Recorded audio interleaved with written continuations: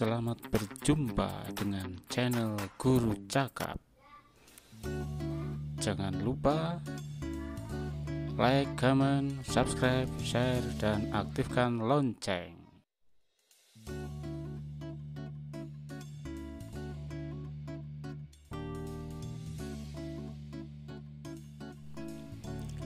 Materi ini adalah kelanjutan dari materi sebelumnya. 3. Seisme. Gempa bumi ialah getaran yang terjadi di permukaan bumi, biasanya disebabkan oleh pergerakan lempeng bumi atau kerak bumi. Getaran tersebut adalah akibat dari pelapisan energi secara tiba-tiba, sehingga menyebabkan gelombang seismik. Gempa bumi merupakan proses endogen, yaitu akibat adanya pergerakan bumi. A. Klasifikasi gempa.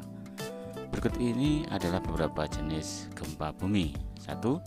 Berdasarkan penyebabnya. A. Gempa bumi runtuhan atau fall earthquake. Gempa ini terjadi akibat runtuhnya batu-batu raksasa di sisi gunung atau akibat runtuhnya gua-gua besar. Radius getaran tidak begitu besar atau tidak terasa. B.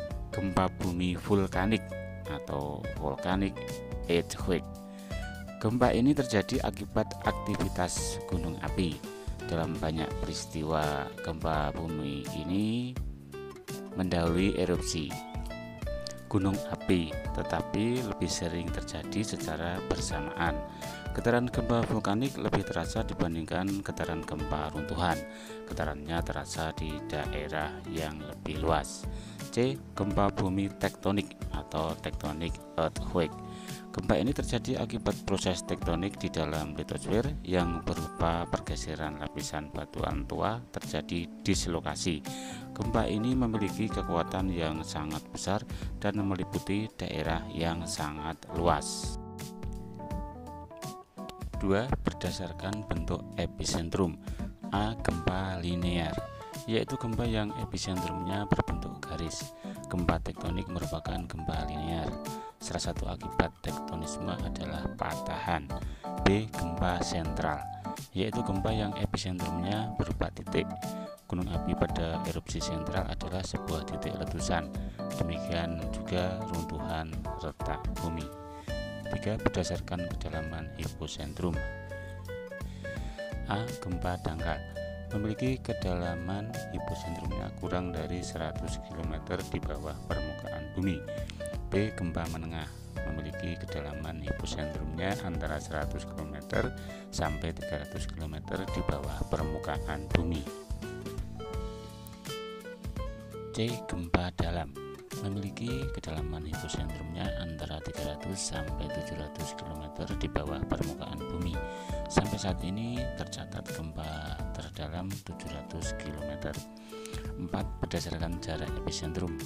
A. Gempa setempat berjarak kurang dari 10.000 km. B. Gempa jauh berjarak 10.000 km. C. Gempa jauh sekali berjarak lebih dari 10.000 km. 5. Berdasarkan letak pusat gempa. A. Gempa laut, terjadi jika letak epicentrumnya terletak di dasar laut, atau dapat pula dikatakan epicentrumnya terletak di permukaan laut. Gempa ini terjadi karena getaran permukaan dirambatkan di permukaan laut bersamaan dengan yang dirambatkan pada permukaan bumi di dasar laut. B. Gempa darat, terjadi jika epicentrumnya berada di daratan. B. Gelombang gempa, titik di bawah tanah tepat di tempat bebatuan berguncang dan menyebabkan gempa bumi disebut pusat atau hipocentrum. Mungkin titik ini berada ratusan kilometer di bawah tanah. Gerakan bebatuan menyebabkan getaran yang disebut gelombang seismik. Gelombang seismik bergerak sangat cepat ke segala arah dari pusat gempa.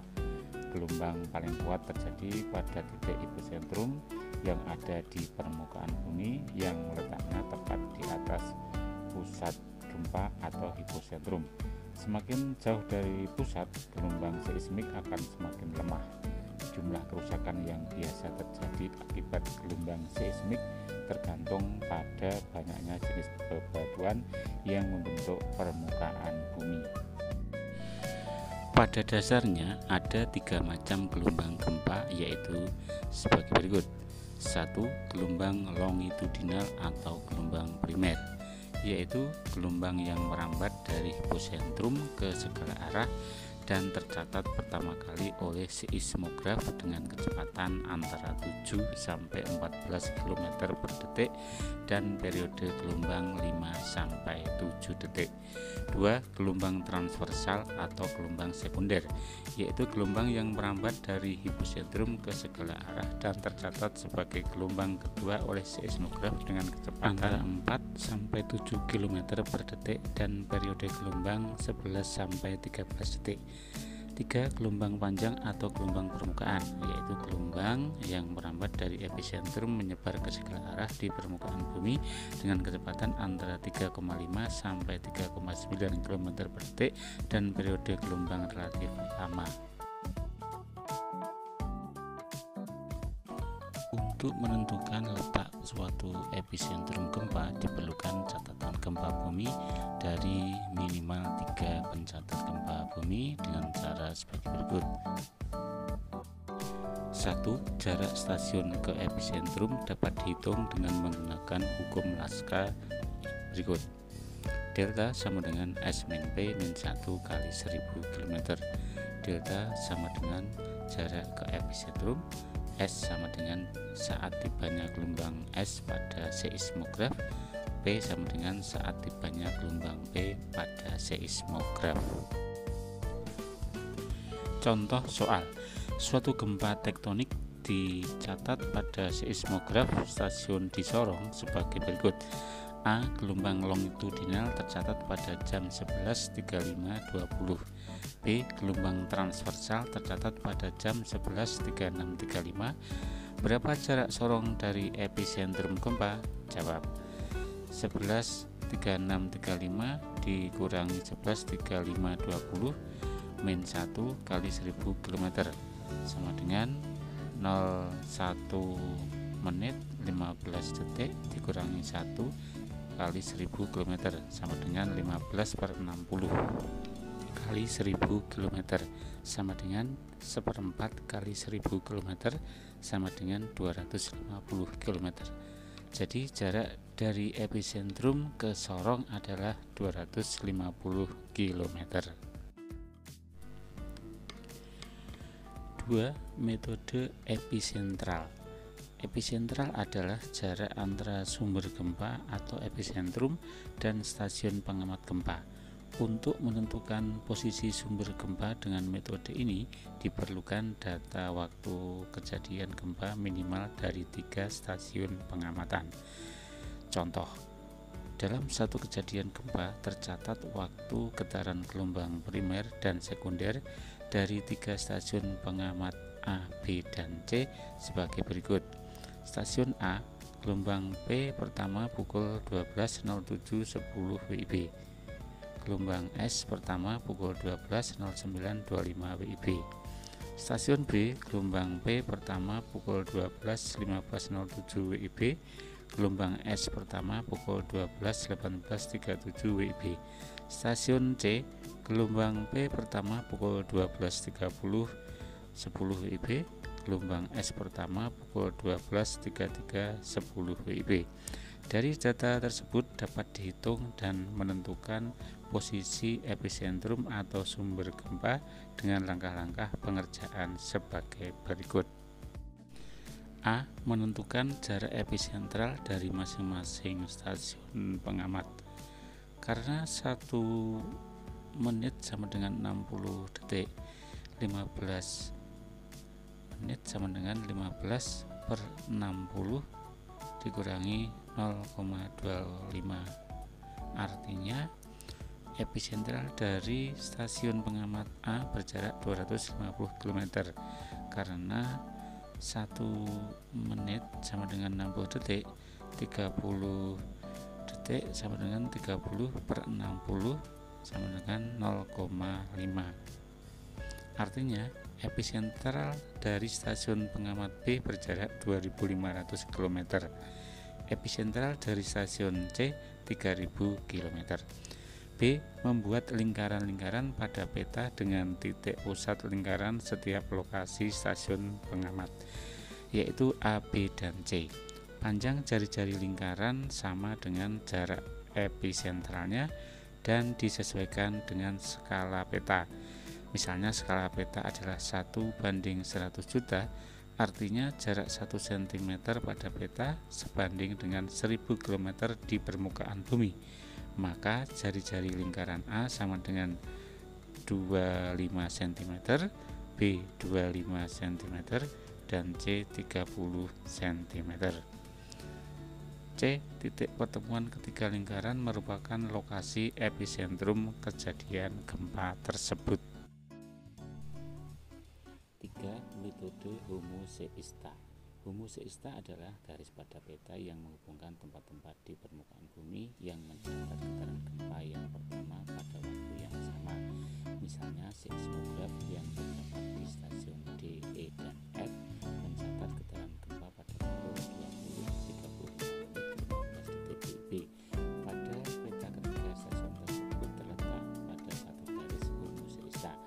Untuk menentukan lokasi epicentrum, buatlah garis DE dan EF, kemudian tariklah sumbu dari kedua garis tersebut. Pertemuan kedua sumbu garis merupakan lokasi epicentrum. B. Tenaga eksogen. Tenaga eksogen merupakan tenaga pembentuk muka bumi yang berlawanan dengan tenaga endogen. Tenaga ini berasal dari luar bumi dan bekerja di permukaan bumi. Ini berasal dari unsur atmosfer, hidrosfer, dan biosfer. Beberapa di antaranya berasal dari tenaga air, angin, organisme, sinar matahari, dan es. Tenaga eksogen yang mempengaruhi bentuk permukaan bumi terdiri atas 1. Pelapukan. Pelapukan merupakan proses penghancuran massa batuan pembentuk litosfer menjadi bagian-bagian yang lebih kecil. Berdasarkan prosesnya, secara umum pelapukan dibedakan menjadi dua macam, yaitu pelapukan mekanik, pelapukan kimia, dan pelapukan organik atau biologis. Untuk lebih jelasnya dijelaskan sebagai berikut. A. Pelapukan mekanik. Pelapukan mekanik adalah proses penghancuran batuan menjadi bagian-bagian yang lebih kecil tanpa mengubah struktur kimianya.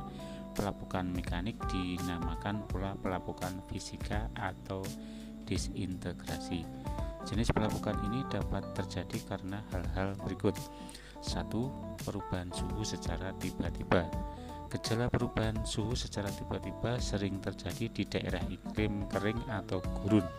Pada siang hari, suhu udara sangat tinggi akibat intensitas penyinaran matahari yang kuat. Akibatnya, massa batuan mengalami penyinaran matahari yang kuat. Akibatnya, massa batuan mengalami pemuaian. Pada malam hari, suhu menjadi sangat rendah, bahkan di bawah titik beku, sehingga batuan mengalami pengerutan secara tiba-tiba. Proses pemuaian dan pengerutan ini terus-menerus berlangsung. Akibatnya, bongkah batuan dapat pecah menjadi bagian-bagian yang lebih kecil. 2. Pembekuan air menjadi kristal-kristal es pada celah batuan. Proses ini banyak terjadi di daerah iklim dingin atau di gurun. Pada waktu hujan, titik-titik air dapat masuk ke celah-celah atau retakan batuan. Pada malam hari, saat udara menjadi sangat dingin, air di celah batuan tersebut membeku menjadi kristal es. Akibat adanya gejala anomali air, yaitu pada saat membeku, volumenya meningkat sekitar 0,6 meter dan massa es tersebut akan menekan celah-celah batuan. Proses penekanan itu dapat memecahkan massa batuan. 3. Kegiatan organisme atau makhluk hidup. Proses pelapukan oleh makhluk hidup dapat berupa penembusan akar tumbuhan ke celah-celah batuan ataupun kegiatan mikroorganisme seperti cacing, jamur, dan bakteri di dalam tanah.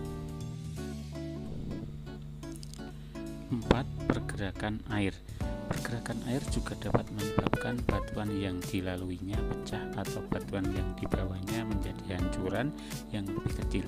Contoh batu kerikil yang diangkut air sungai, sudut batuannya yang semula tajam menjadi bulat. 5. Pergerakan air laut. Gelombang laut yang menghempas pantai merusakkan batuan yang ada di pantai. 6. Pergerakan gletser. Gletser yang bergerak lambat menggerus material batuan yang dilaluinya. B. Pelapukan kimiawi. Pelapukan kimiawi atau dekomposisi adalah proses penghancuran massa batuan yang disertai dengan perubahan struktur kimianya. Pada gejala dekomposisi terjadi reaksi kimia antara massa batuan dengan zat pelapuk seperti air, karbon dioksida, atau oksigen. Secara umum, pelapukan dibedakan menjadi proses oksidasi, hidrasi atau hidrolisa, dan karbonasi. Proses oksidasi merupakan reaksi kimiawi antara mineral batuan dan oksigen dan air sebagai zat pelarut. Gejala ini sangat jelas terlihat pada proses pelapukan batuan yang banyak mengandung unsur besi. C. Pelapukan organis. Pelapukan organis adalah proses penghancuran massa batuan dengan bantuan organisme, makhluk hidup, dan tumbuhan. Pada umumnya, pelapukan organis dipengaruhi oleh 1. Membusuknya sisa tumbuhan dapat membentuk asam gambut yang berakibat rusaknya batuan tersebut. 2. Pengerusakan batuan oleh binatang-binatang kecil di dalam tanah. 3. Pengerusakan batuan oleh aktivitas manusia dengan segala peralatannya, baik alat tradisional maupun mekanik. 2. Pengikisan atau erosi. Pengikisan atau erosi adalah proses pelepasan dan pemindahan massa batuan secara alami dari satu tempat ke tempat lain oleh suatu tenaga yang bergerak di atas permukaan bumi. Ada 4 jenis erosi bila dilihat dari zat pelarutnya, yaitu sebagai berikut. A. Ablasi. Ablasi adalah erosi yang disebabkan oleh air yang mengalir. Air yang mengalir menimbulkan banyak gesekan terhadap tanah yang dilaluinya. Gesekan akan semakin besar jika kecepatan dan jumlah air semakin besar. Kecepatan air juga akan semakin besar jika gradien atau kemiringan lahan juga besar. Gesekan antara air dengan tanah atau batuan di dasar sungai dan gesekan antara benda-benda padat yang terangkat air oleh tanah atau batuan di bawahnya dapat menyebabkan terjadinya pengikisan. Pengikisan oleh air sungai yang terjadi secara terus-menerus dapat mengakibatkan terbentuk V, jurang atau ngarai, aliran deras, dan air terjun. Erosi yang disebabkan oleh air yang mengalir dibagi dalam beberapa tingkatan sesuai dengan tingkatan kerusakannya, yaitu 1. Erosi percik atau splash erosion. Erosi percik yaitu proses pengikisan yang terjadi oleh percikan air. Percikan tersebut berupa partikel tanah dalam jumlah yang kecil dan diendapkan di tempat lain. 2. Erosi lembar atau sheet erosion. Erosi lembar yaitu proses pengikisan tanah yang tebalnya sama atau merata dalam suatu permukaan tanah. 3. Erosi alur atau rill erosion. Erosi alur terjadi karena air yang mengalir berkumpul dalam suatu cekungan sehingga di cekungan tersebut terjadi erosi tanah yang lebih besar. Alur-alur akibat erosi dapat dihilangkan dengan cara pengolahan tanah biasa. 4. Erosi parit atau gully erosion. Proses terjadinya erosi parit sama halnya dengan erosi alur, tetapi saluran-saluran yang terbentuk telah dalam sehingga tidak dapat dihilangkan dengan pengolahan tanah biasa. B. Abrasi. Abrasi yaitu erosi yang disebabkan oleh air laut sebagai hasil dari erosi marin. Tinggi rendahnya erosi akibat air laut dipengaruhi oleh besar kecilnya kekuatan gelombang. Erosi oleh air laut merupakan pengikisan di pantai oleh pukulan gelombang laut yang terjadi secara terus-menerus terhadap dinding pantai. Bentang alam yang diakibatkan oleh erosi air laut antara lain cliff atau tebing terjal, notch atau takik, gua di pantai, wave cut platform atau punggungan yang terpotong gelombang, tanjung, dan teluk. C. Eksarasi. Eksarasi yaitu erosi yang disebabkan oleh hasil pengerjaan es. Jenis erosi ini hanya terjadi pada daerah yang memiliki musim salju atau di daerah pegunungan tinggi. Proses terjadinya erosi diawali oleh turunnya salju di suatu lembah pada lereng atau perbukitan. Lama-kelamaan salju tersebut akan menumpuk pada lembah sehingga menjadi padat dan terbentuklah massa es yang berat. Berkat gaya gravitasi, massa es tersebut akan merayap menuruni lereng pegunungan atau perbukitan. Deflasi. Deflasi yaitu erosi yang disebabkan oleh tenaga angin. Pada awalnya, angin hanya menerbangkan pasir dan debu, tetapi kedua benda tersebut dijadikan senjata untuk menghantam batuan yang lebih besar, sehingga akan mengikis batuan tersebut. 3. Mass wasting. Mass wasting adalah pemindahan massa batuan atau tanah karena gaya berat. Mass wasting dinamakan pula gerakan tanah. Bentuk-bentuk gerakan tanah yang biasa kita jumpai antara lain: A. Tanah longsor atau landslide, B. Tanah amblas atau ambruk atau subsidence, C. Tanah nendat atau slumping, yaitu proses longsoran tanah yang gerakannya terputus-putus sehingga hasil memperlihatkan bentukan seperti teras. D. Tanah mengalir atau earth flow, yaitu gerakan tanah yang jenuh oleh air pada lereng-lereng yang landai. E. Lumpur mengalir atau mud flow, yaitu sejenis tanah mengalir namun kadar airnya lebih tinggi. F. Rayapan tanah atau soil creep, yaitu gerakan tanah yang sangat lambat pada lereng yang landai. 4. Sedimentasi. Proses terakhir dari aktivitas eksogenik adalah pengendapan massa batuan atau tanah di suatu tempat setelah mengalami erosi dan transportasi. Proses ini dikenal dengan sedimentasi, baik terjadi di wilayah darat maupun perairan, seperti danau, sungai, dan sekitar pantai. Sedimentasi dapat terjadi jika massa zat yang mengangkut batuan atau tanah mengalami penurunan kecepatan atau bahkan berhenti sama sekali. Berdasarkan zat pengangkutnya, proses pengendapan dibedakan atas sedimentasi fluvial, eolin, dan marin. A. Sedimentasi fluvial. Sedimentasi fluvial adalah proses pengendapan materi-materi yang diangkut oleh air sepanjang aliran sungai. Wilayah-wilayah yang biasa menjadi tempat pengendapan antara lain di dasar badan sungai, pinggir sungai, danau, atau muara. Proses pengendapan yang terjadi di sepanjang aliran sungai memperlihatkan sifat yang khas, yaitu perbedaan butiran secara horizontal. Pada bagian hulu sungai, batuan yang diendapkan adalah bongkah-bongkah ukuran besar. Semakin ke hilir, semakin kecil ukuran butiran batuan yang diendapkan. Bahkan di daerah muara, material yang diendapkan biasanya berupa pasir halus dan lumpur. Bentukan-bentukan alam yang sering kita jumpai sebagai hasil sedimentasi fluvial antara lain: 1. Delta. Endapan di muara sungai, baik sungai yang bermuara ke danau ataupun laut. Delta dapat terbentuk jika material yang diendapkan cukup banyak serta arus air tidak terlalu cepat. Berdasarkan bentuknya, kita mengenal beberapa macam delta, yaitu delta runcing, cembung, pengisi estuarium, dan delta berbentuk kaki burung. 2. Bantaran sungai. Dataran yang terdapat di tengah-tengah badan sungai atau pada kelokan dalam sungai sebagai hasil pengendapan. Bantaran sungai dapat dijumpai di daerah hilir sungai yang arusnya sangat lambat. 3. Kipas aluvial. Endapan pasir yang terangkut oleh gerakan air mengalir yang biasa dijumpai di lereng bawah perbukitan.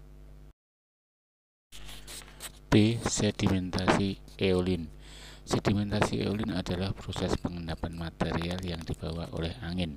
Proses pengendapan ini banyak terjadi di wilayah gurun, bentang alam yang sering kali kita jumpai sebagai akibat sedimentasi angin antara lain guguk pasir atau sand dune, yaitu gundukan pasir yang terdapat di wilayah gurun atau di pantai.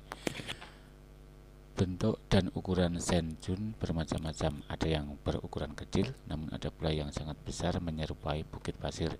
Dilihat dari bentuknya, kita mengenal gumuk pasir yang menyerupai bulan sabit yang dinamakan Barkan dan memanjang menyerupai punggung paus atau whaleback. Di negara kita, sand dune dalam ukuran cukup besar banyak kita jumpai di pantai Parangtritis, Yogyakarta, dan Pamengpeuk, Jawa Barat. C. Sedimentasi marin. Material hasil abrasi biasanya diangkut dan diendapkan di sepanjang pantai. Proses pengendapan semacam ini dinamakan sedimentasi marin. Hamparan pasir dan kerikil di sepanjang pantai merupakan salah satu hasil sedimentasi marin. Secara lebih khusus, bentukan alam yang biasa kita jumpai akibat sedimentasi marin adalah 1. Beach, timbunan puing-puing batu karang yang terdapat di sekitar klif sebagai akibat pemecahan gelombang. 2. Bar, yaitu gosong pasir di pantai yang arahnya memanjang sebagai hasil proses pengerjaan air laut. 3. Spit, merupakan endapan material sedimen laut di bagian ujung tanjung. 4. Tombulu, gosong pasir yang menghubungkan suatu pulau karang atau atol dengan pulau utama. C. Rangkuman. Tenaga geologi adalah tenaga yang mempengaruhi terbentuknya muka bumi, baik yang berasal dari dalam maupun luar bumi. Tenaga geologi terbagi menjadi dua, yaitu tenaga endogen dan tenaga eksogen. Tenaga endogen adalah tenaga yang berasal dari dalam bumi, sedangkan tenaga eksogen adalah tenaga yang berasal dari luar permukaan bumi. Secara umum, proses endogen dapat dibedakan menjadi 3, yaitu tektonisme, vulkanisme, dan seisme atau gempa bumi. Ketiga tenaga tersebut sebenarnya merupakan rangkaian proses alamiah yang saling berhubungan satu sama lain. Gempa adalah gerakan bebatuan menyebabkan getaran yang disebut gelombang seismik. Gelombang seismik bergerak sangat cepat ke segala arah dari pusat gempa. Tenaga eksogen merupakan tenaga pembentuk muka bumi yang berlawanan dengan tenaga endogen. Tenaga ini berasal dari luar bumi dan bekerja di permukaan bumi. Ini berasal dari unsur atmosfer, hidrosfer, dan biosfer. Tenaga eksogen terdiri atas pelapukan, pengikisan atau erosi, mass wasting, dan sedimentasi. Sekian, terima kasih, sampai jumpa.